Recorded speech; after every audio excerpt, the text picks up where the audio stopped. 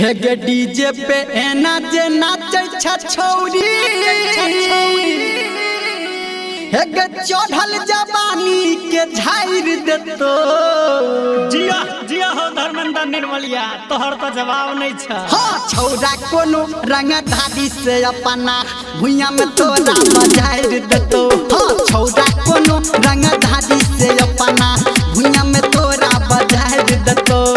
भुइया में तोरा बजाइर देतो हे गे भुइया में तोरा बजाइर देतो। आ छौरा कोनो रंग धादी से अपना भुइया में तोरा बजाइर देतो। आ छौरा कोनो रंग धादी से अपना भुइया में तोरा बजाइर देतो।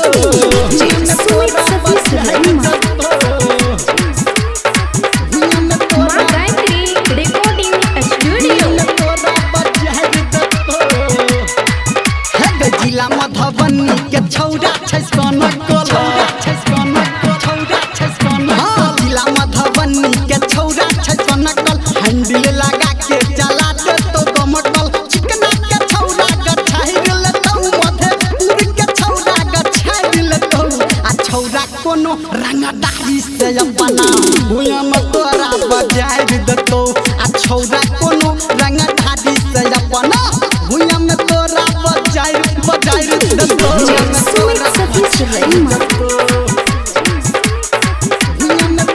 अभी आप सुन रहे हैं सावरिया म्यूजिक। जिला दरभंगा के छौरा गोहती हाँ जिला दरभंगा के छौरा गोहती करबे जे हल्ला कर देतौ दूर गति। सकरी के छौरा संभाइर लेतौ मनी गाछी के छौरा संभाइर लेतौ।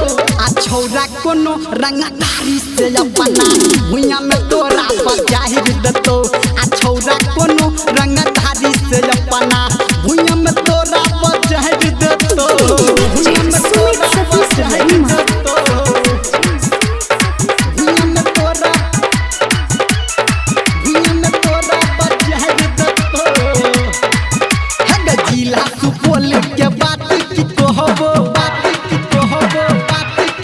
हाँ जिला सुपौल के बात की कहबो कहो धर्मेंद्र साथे में रहबो निर्मली के छौरा हटाइर देतौ। हे गे महुआ के छौरा हटाइर देतौ।